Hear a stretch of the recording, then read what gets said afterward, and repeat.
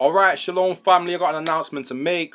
First and foremost, all praises to Yahuwah, Bahashem, Yahusha. All praises to the Almighty power Yahuwah, in the name of His only begotten Son, Yahusha. Glory be to the Almighty. Now, I got an announcement to make in this lesson, right, real quick. I'm announcing that I'm a Christian, praise the Most High. And yes, I do have a religion, you get me?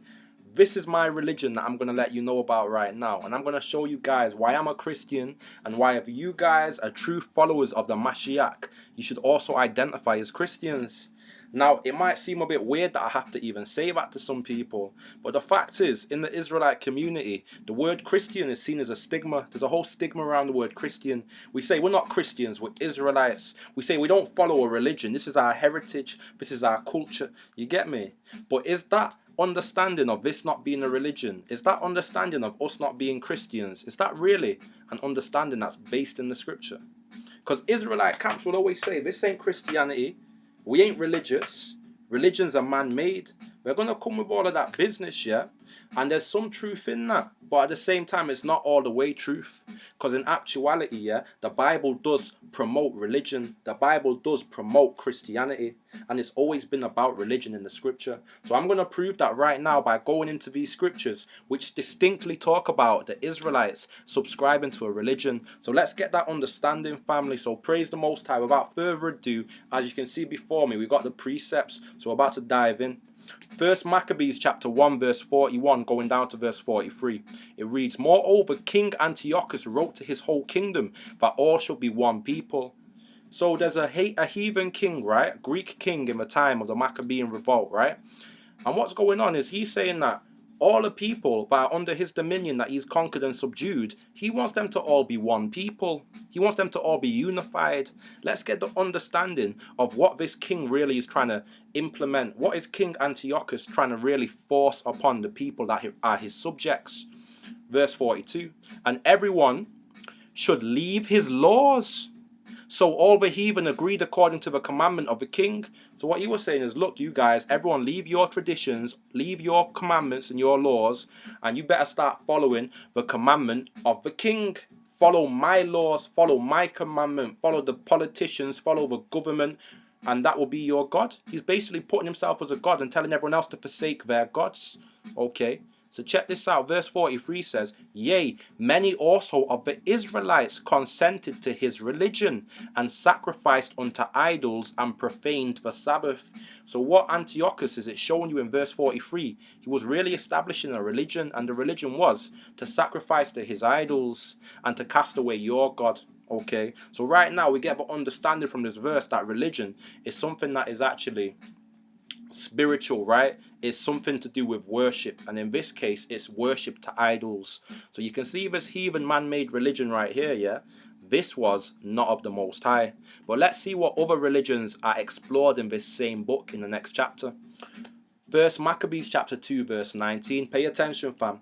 "Then Matthias answered and spake with a loud voice, though all the nations that are under the kingdom's dominions obey him, and fall away every one from the religion of their fathers." So what everyone was actually doing is they were falling away from their own religions. Everyone that was under the dominion of Antiochus, they had religions of their forefathers that they were following prior to sacrificing to Antiochus's Greek gods.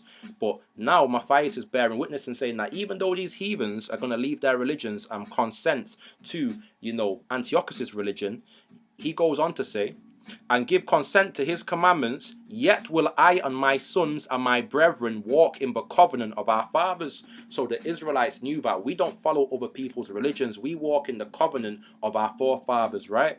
And let's get into more detail of what that covenant is categorized as being.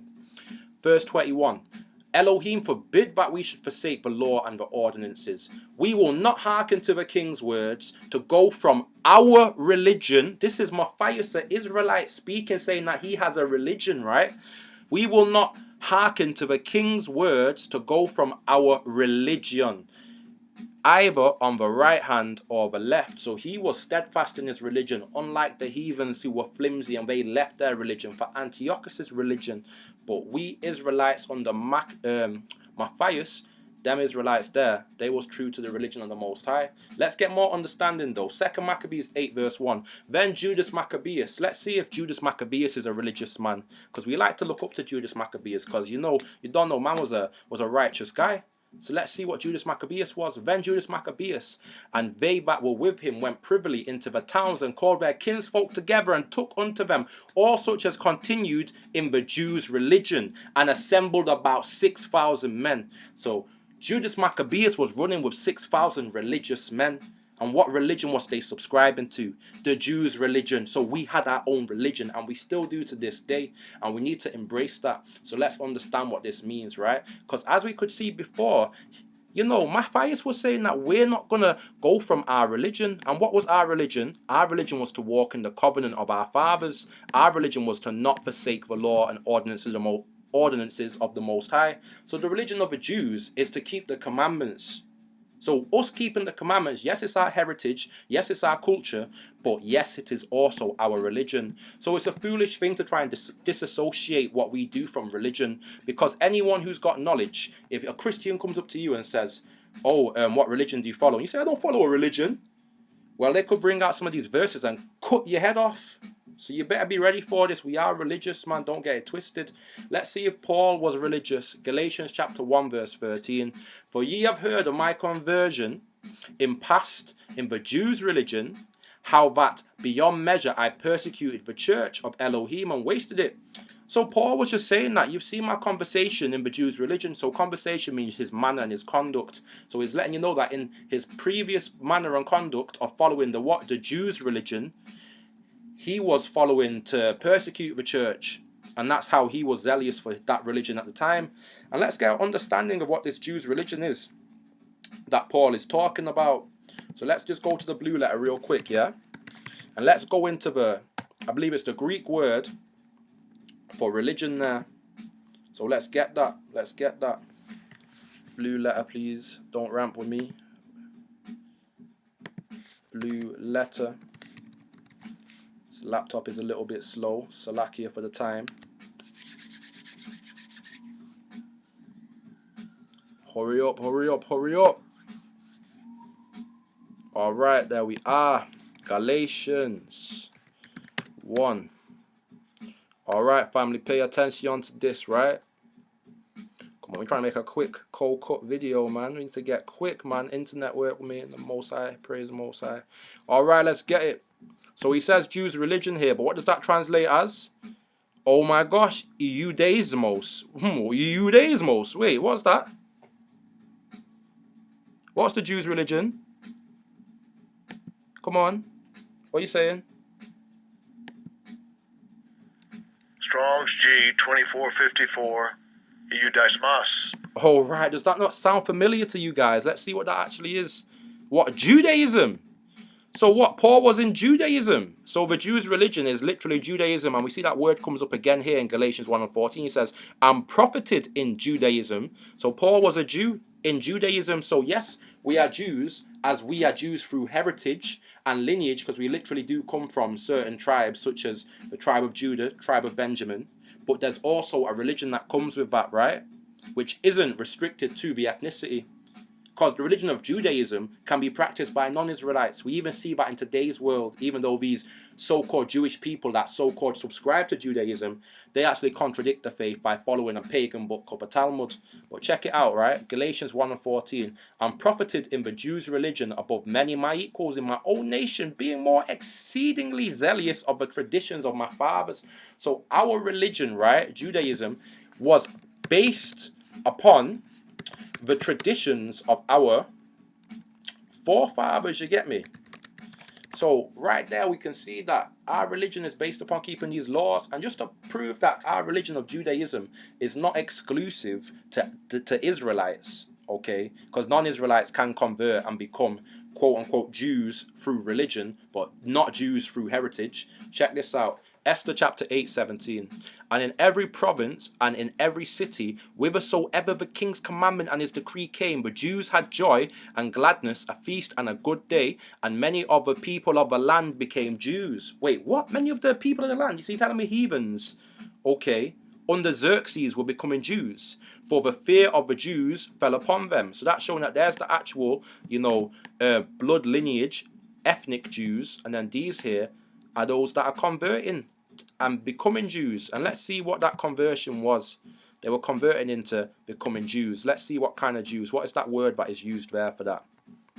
So as we can see here, it says the Yehudi, so that's the actual Jews, and then we see the converts is Yahad, okay, and that means to become Judaized. So in other words, to become a adherent person, somebody that adheres to the religion of Judaism, which is based upon the commandments and the laws of the covenant that was given to Israel, which other nations can also take a hold of and keep, according to Isaiah 56, as well as other precepts.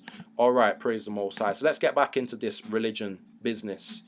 All right, so now we're going to jump down to Acts chapter 20. Actually, before we even get there, fam, we need to dive back into Maccabees real quick to get some more understanding of the religion from the Maccabean context, right?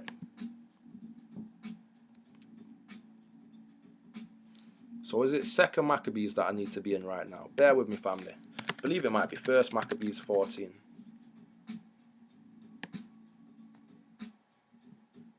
Alright, so it is actually second Maccabees chapter 14 that man needs to be in. So we're going to get that, yeah, willing. Bro, it's not even there, man. This is a mad thing. So what I'm actually going to have to do right now is search this up real quick, yeah, willing, to try and find this precept that man should have already had prepared. And I thought I did have it prepared. But no sweat. Bear with me. Be patient, Israel, yeah, willing. And we shall find the precept for which we seek. Because we know that in Matthew chapter 7, and I believe it's verse 7, the Most High says, seek and ye shall find. So we're seeking for a precept right now. And Yah willing, we're going to see it being found, Yah willing. Alright, so where we at? Yeah. Searching. First Maccabees. Yes, second Maccabees 14 and 38, my family. Here we are. Glory to Yahuwah. So check this out now. Check this out, rude boy. Yes. Second Maccabees 14:38. For in the former times when they mingled not themselves with the Gentiles, we didn't mingle with them because we have to be separate from them and their pagan ways and their pagan New Year celebration, their pagan Christmas, their pagan this, their pagan that. We don't take part in it. Okay. He had been accused of Judaism and did boldly jeopardy his body and life with all vehemency of the religion of the Jews. So check it out. Man was vehement. He was passionate about the religion of the Jews, which we can see here is clearly said to be Judaism.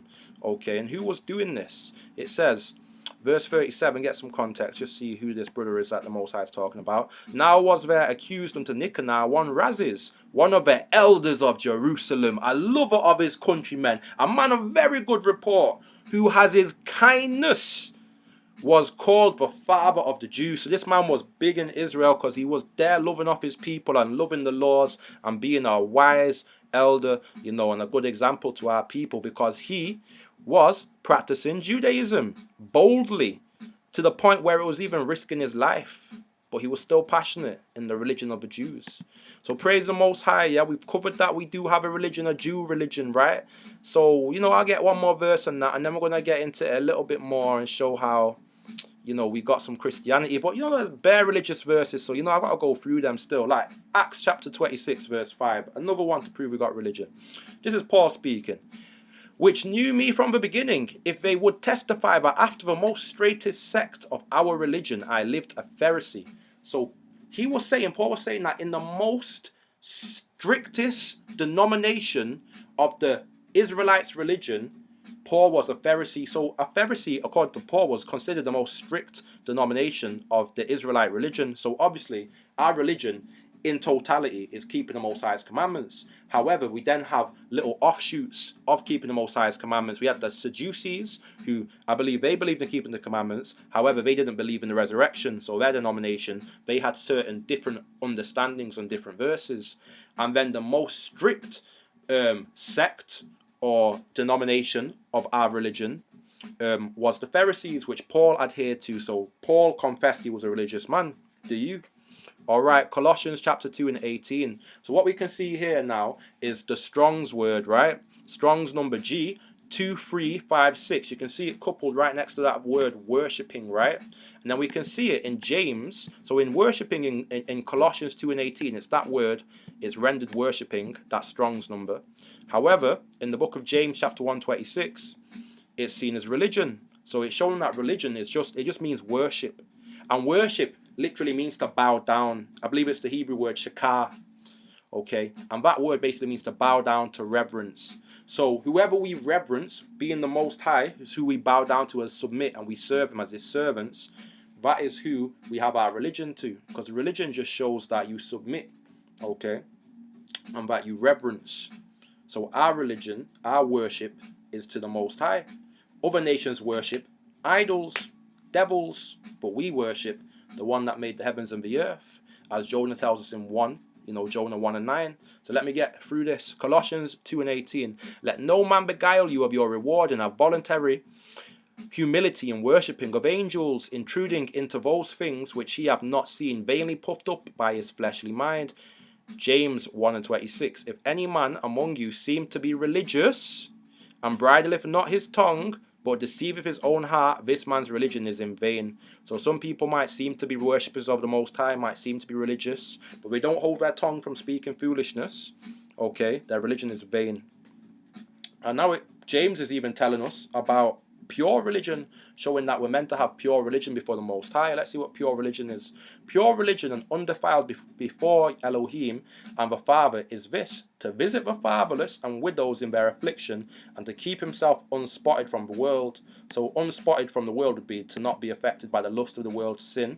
So to be sinless, to be blameless, is to have pure religion. So keeping the commandments is a religious act, okay?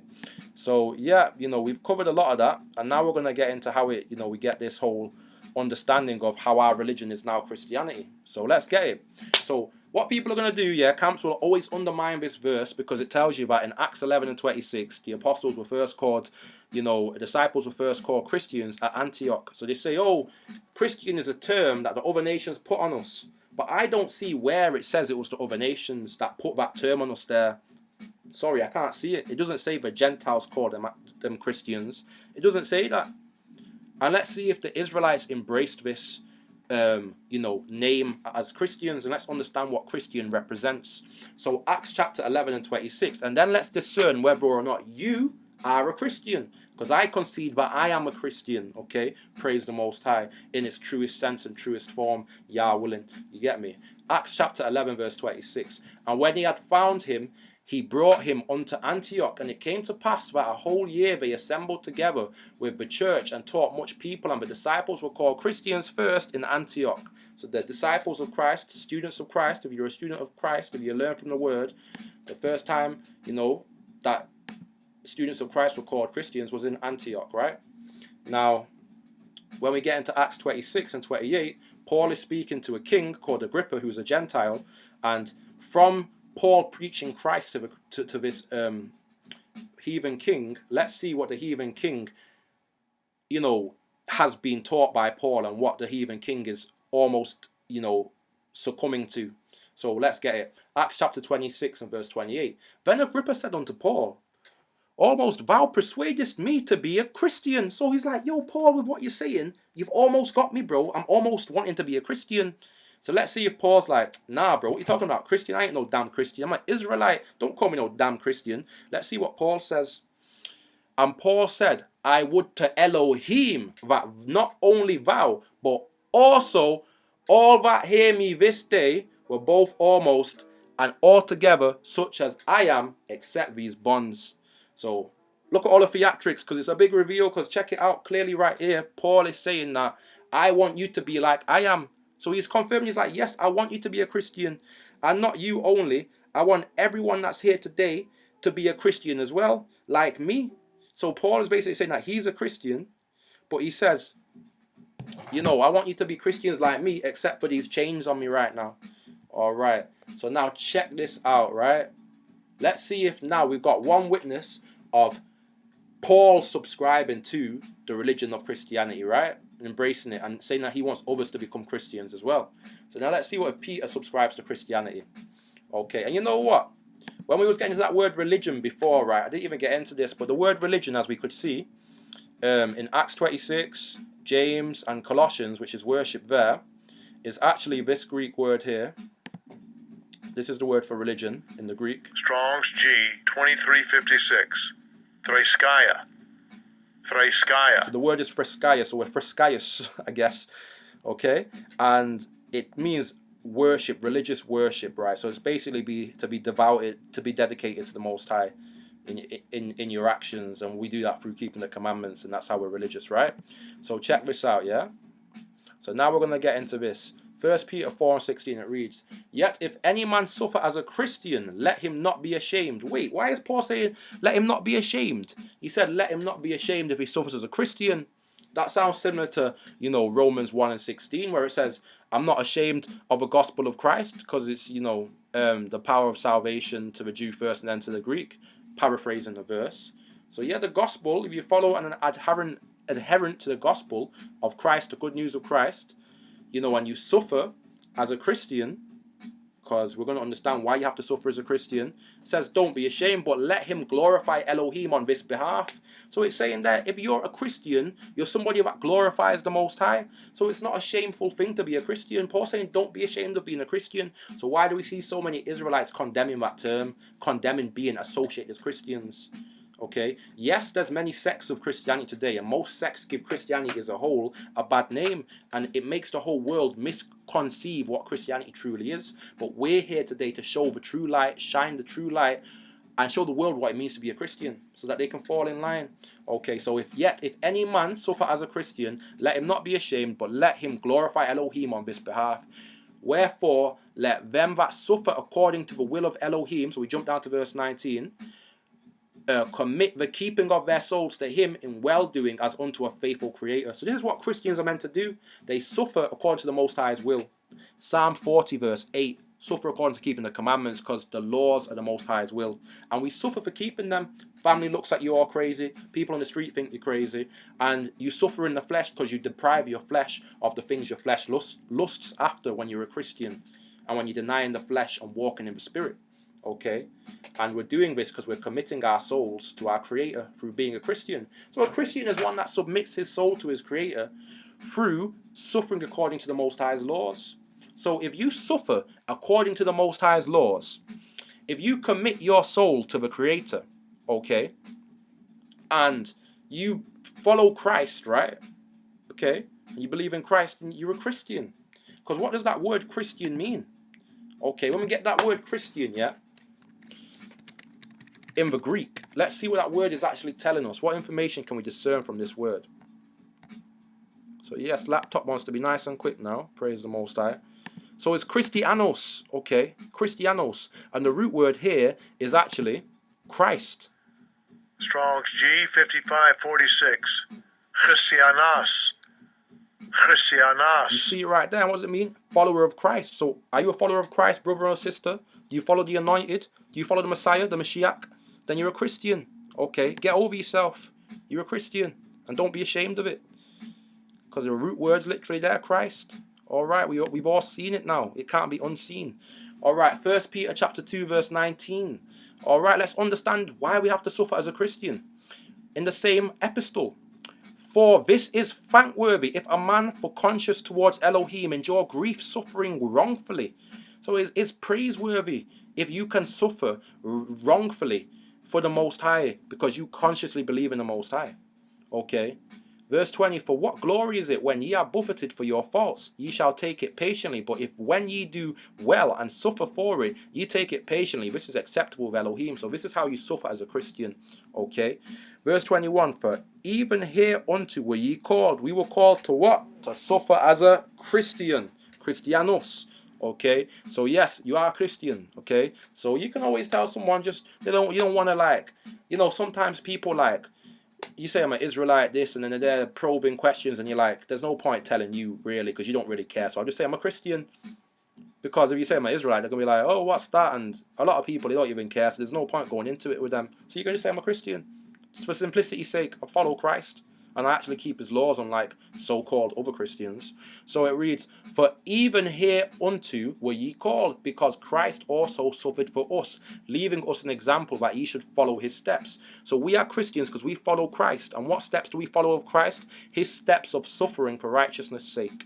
Okay, his steps of suffering for fulfilling the law's sake. He suffered so that he could fulfill the law for our righteousness, and that's how we are to follow him as Christians. Okay, 22, who did no sin, neither was guile found in his mouth, who when he was reviled not again. So when he was getting cussed out, he wasn't there like blah blah blah cussing them back. He didn't revile again. He just suffered it. He suffered, he threatened not, but committed himself to him that judgeth righteously. So with that, I say shalom, all praise, honor, glory to the Most High. We are religious Christians who also subscribe to the tenets and belief of Judaism, because we do subscribe to the laws. However, we are Messianic Jews. We are Christian Jews because we are Jews, Israelites, in blood and in spirit and in religion, yeah, because we subscribe to the religion of keeping the commandments of our forefathers, and additionally we also now believe in the Mashiach, because he's came and been revealed to Israel, and now we put our trust in him, because that is the work of the Most High. Because we're going to get that precept real quick, because it's a powerful precept